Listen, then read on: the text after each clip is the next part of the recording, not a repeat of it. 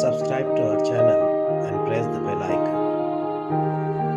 अस्सलाम वालेकुम अज़ीज़ तलबा व तालिबात। जमात सरअब्दुलसत्तार खान इस यूट्यूब चैनल में आप तमाम का इस्तकबाल है।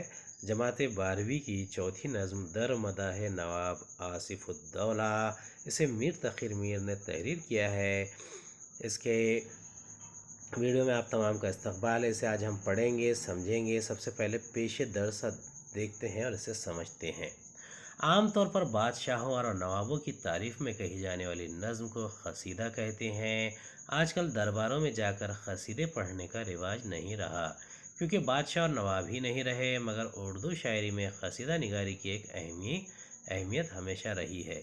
यानी दर मदाह नवाब आसिफुद्दौला ये एक क़सीदा है।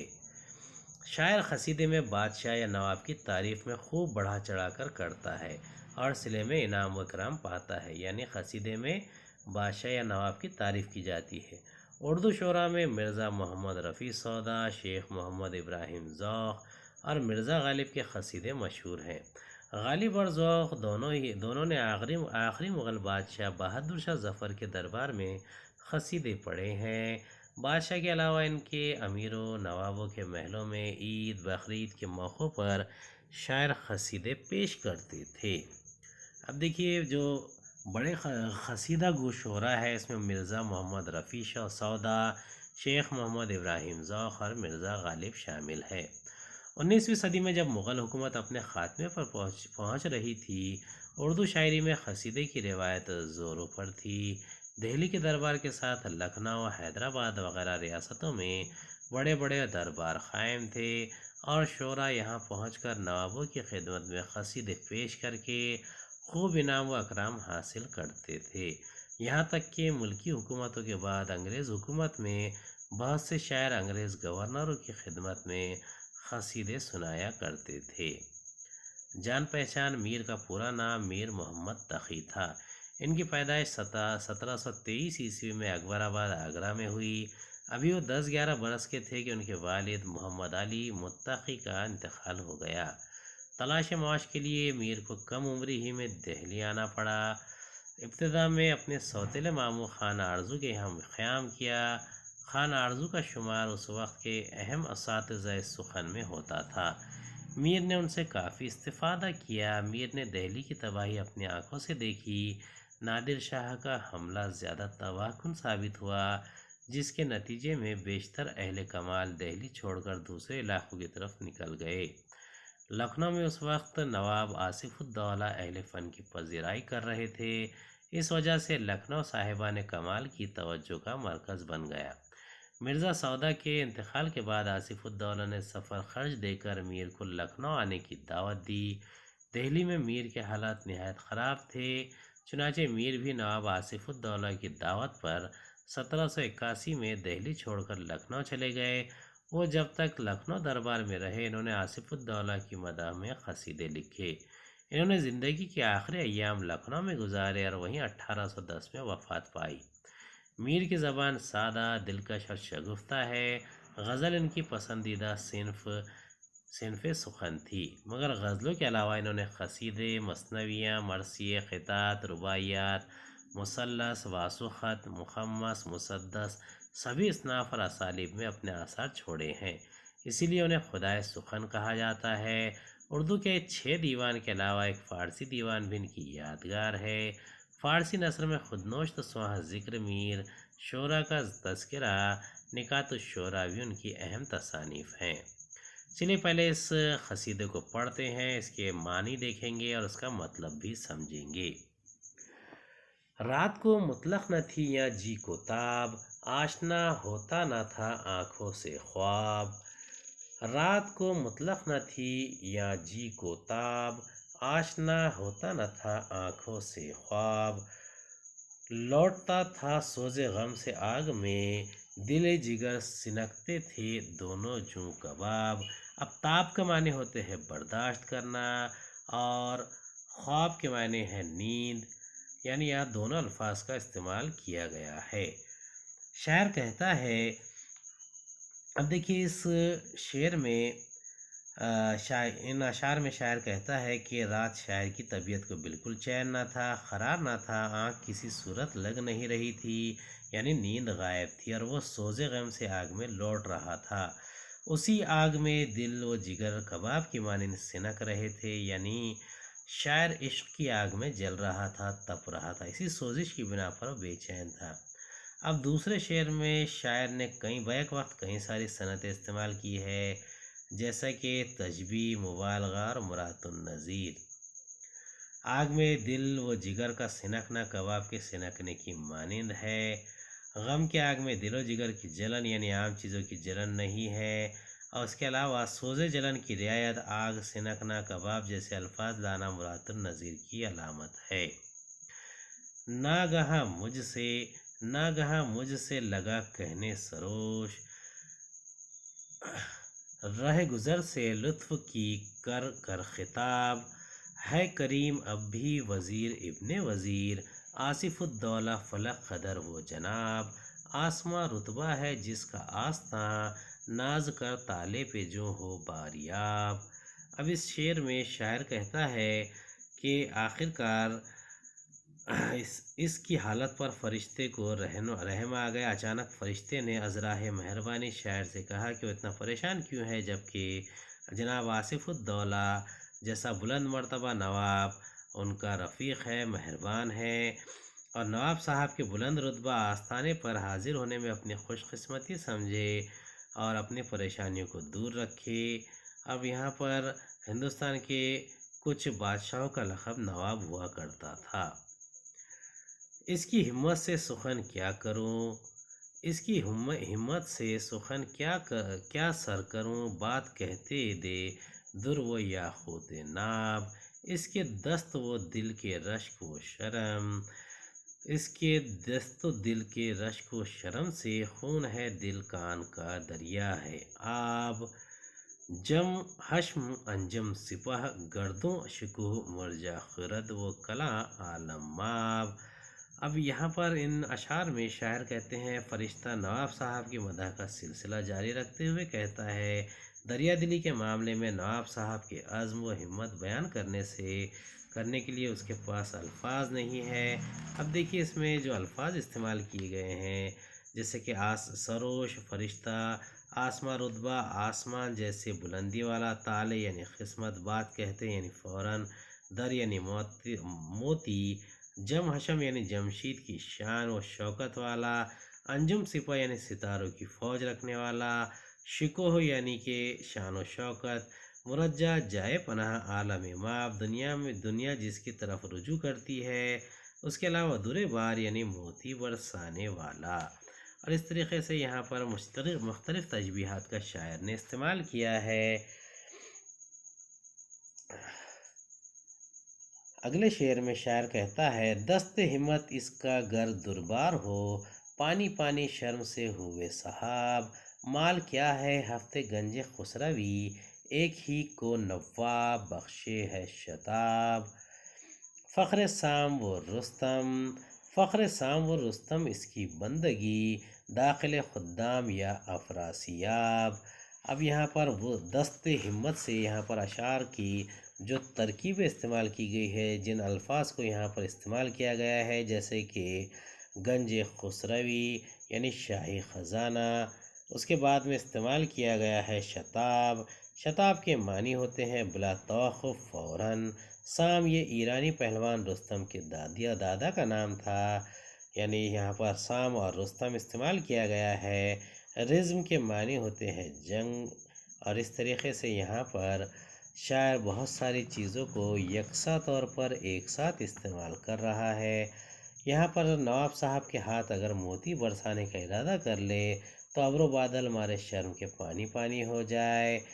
اب وہ جتنا نواب صاحب لٹا دیتے ہیں، ان کے پاس مال و دولت کے سارے خزانے ہیں، اور 7 شاہی خزانے ان کے پاس موجود ہیں۔ اس کے علاوہ شاعر کہتا ہے، صاحب یعنی بادل، اس کی رعایت سے پانی یعنی در، موتی اس کے برسانے در بار کا ذکر ہوا ہے، یہ صنعت مراد النظیر ہے۔ اس کے بعد میں اگلے شعر میں شاعر کہتا ہے سام، رستم اور افراسیاب جیسی تاریخی شخصیات کا ذکر ہے، یہاں پر صنعت تلمی اور صنعت مبالغہ کا استعمال کیا گیا ہے۔ جس سحر جرات سے کھینچی اس نے تیغ، ڈال رکھے منہ پہ نکلا آفتاب، رزم کے عرصے میں ہلچل پڑ گئی، آسماں کے خیمے کی کانپی تناب، خرمن آسا جل گیا انبو ہے قسم، چل پڑی جو اس کی تیغ برق تاب، دیو تھے گو مورکا میں بے شمار، ایک ٹھہرا ہو جو مقابل کیا حساب۔ اب یہاں پر جو شاعر نے استعمال کیا گیا ہے، سب سے پہلے رزم یعنی جنگ، تناب یعنی خیمے کی رسی، انبو ہے قسم دشمنوں کا ہجوم، تیغ برق تاب یعنی بجلی کو چمکانے والی تلوار، مراد بجلی سے زیادہ چمکدار تلوار، کونج یعنی مرغابی۔ اس طریقے سے مختلف قسم کے الفاظوں کا شاعر نے اس میں استعمال کیا ہے۔ اب ان اصطلاحات کے نظریے کو اگر دیکھیں تو شاعر نے نواب صاحب کی جرات و بہادری، ان کی تلوار کی تعریف کی ہے، اور مبالغے میں زمین و آسمان کے خلاف ملا دیے ہیں۔ نواب صاحب نے جب عزم و ارادے کے ساتھ اپنی تلوار کھینچ لی، مخالف کے بڑے بڑے بہادر سردار راستہ بدلنے پر مجبور ہو گئے۔ آگے شاعر کہتا ہے کہ نواب صاحب اور ان کی تلوار کے رعب و دبدبے سے میدان جنگ میں بھگدڑ مچ گئی، خیمہ آسمان کی تنابیں رسیاں کانپ رہی تھی، مخالفین کے ہوش اڑ گئے تھے۔ نواب صاحب کی تلوار اپنی آب و تاب کے ساتھ چلنا شروع ہوئی تو دشمنوں کے گروہ اس کی تاب نہ لا کر جل کے مرے۔ اب آگے شاعر کہتا ہے کہ آفتاب کا منہ پر ڈال رکھنا، ڈھانکنا، خیمہ آسمانوں کی تنابوں کا کانپنا، اب یہ تمام چیزیں صنعت مبالغے کی صورت کو ظاہر کرتی ہے۔ مدعی کی صف ہے کونجوں کی قطار، لشکری اس فوج کا ہر ایک خواب۔ اب یہاں پر شاعر مدعی کی صف اس طریقے سے استعمال کر رہے ہیں، مدعی کی صف ہے کونجوں کی قطار، لشکری اس فوج کا ہر ایک خواب، موج زنے جدھر ہو وہ دریائے فوج، بستیاں اس سمت کی جیسے حباب، گرد اس لشکر کی گر ہوئے بلند، پھر زمین و آسمان میں ہے حجاب۔ اب ان اشعار میں شاعر کیا کہنا چاہتے ہیں، یعنی کن اصطلاحات کا، کن ترکیبات کا استعمال کیا ہے۔ کونج کے معنی مرغابی، داوری یعنی بادشاہی، اس کے علاوہ اناب یعنی غصہ، عتاب یعنی غصہ۔ اس کے علاوہ جن تشبیہات کا استعمال کیا ہے شاعر نے، وہ بہت ہی بہترین انداز میں آپ کے سامنے پیش کی گئی ہے۔ ان اشعار کے مدد سے شاعر کہنا چاہتا ہے، قصیدے کے ان اشعار میں نواب آصف الدولہ کے لشکر کی مدح کی گئی ہے۔ ان کا ہر لشکر عقاب ہے، یعنی عقاب کسی صفات رکھتا ہے۔ عقاب ایک طاقتور بلند پرواز کرنے والا شکاری پرندہ ہے، یہ تو جسامت میں بہت بڑا نہیں ہوتا، جبکہ حریف لشکر کی صفیں ایسے لشکریوں سے پر ہے جو بڑے بھاری بھرکم ہے۔ اگر کونج یعنی مرغابی، راجہنس یہ ایک آبی پرندہ ہے، ندی اور تالابوں میں مچھلیوں کا شکار کرتا ہے، جسامت میں بڑا ہے لیکن وہ کسی کام کا نہیں۔ نواب صاحب کے لشکر کا دریا جس طرح موزن ہے، بستیاں ختم کر دیتی ہے، یعنی یہاں پر کونج کو یہاں پر عقاب سے تشبیہ دی گئی ہے۔ اس کے علاوہ زمین اور آسمان کے درمیان جو حجاب کی بات تھی وہ ڈھہ کر رہ گئی، یعنی آسمان کی جانب موجود رہنے والے کو زمین دکھائی نہ دے، اور اسی طرح زمین والے کو آسمان سجھائی نہ دے۔ اس کے علاوہ اگلے شعر میں متضاد صفات کا ذکر کیا گیا، جیسے لشکریوں کو کونجوں کی قطار اور عقاب کہا گیا ہے، اور آخری شعر میں دشمنوں کے علاقے کی بستیوں کو پانی کا بلبلا یعنی حباب کہا گیا ہے۔ داوری و منصفی سن، دل برا چھوڑ دے عشاق پر کرنا عتاب، رفع بدت چاہے تو پھر کیا مجال، منع میں ہوئے تو پھر قدرت ہی کیا، جو گلے سے شیشے کے اترے شراب۔ اب دیکھیے یہاں پر جن ترکیبات کا استعمال کیا گیا ہے، پہلے ہم الفاظ دیکھیں گے۔ گرد اس لشکر کی گر ہوئے بلند۔ اب یہاں پر جو اشعار ہے، داوری و منصفی سن دل براں چھوڑ دے شاخ۔ اب یہ رفع بدت یعنی دین میں لائی جانے والی نئی بات، چنگ و رباب موسیقی کے آلات۔ اس کے علاوہ رخاب یعنی گردن مراد غلام، مطلق یعنی بالکل، سوز غم یعنی غم کی جلن۔ اس کے علاوہ گردو یعنی آسمان، خرد یعنی جھوٹا، حباب یعنی پانی کا بلبلا، جناب یعنی حضور قبلہ۔ اس کے علاوہ حق یعنی اللہ تعالیٰ، مالک الرخاب استعمال کیا گیا ہے، اور اسی لحاظ سے ان اشعار کو آپ کے سامنے پیش کیا گیا ہے۔ شاعر مدح میں کہتا ہے کہ نواب آصف الدولہ کی حکومت کرنے کے طور طریقے اور عدل و انصاف کی کیفیت کو احسن اور شفاف قرار دیا۔ یہ خوبیاں اس قدر واضح اور پرتاثیر ہے کہ انہیں اگر معشوق دوست سن لیں تو فوراً متاثر ہو کر عاشقوں یعنی شاعر پر غصہ کرنا، ظلم کرنا چھوڑ دیں۔ آگے کہتے ہیں، ان صفات کی بدولت اللہ تعالیٰ نے رعایا میں نواب صاحب کے تئیں ان کا رعب و دبدبہ فرمایا۔ اس کے علاوہ احکامات و فرامین کی مخالفت میں کچھ سوچ بھی نہ سکے۔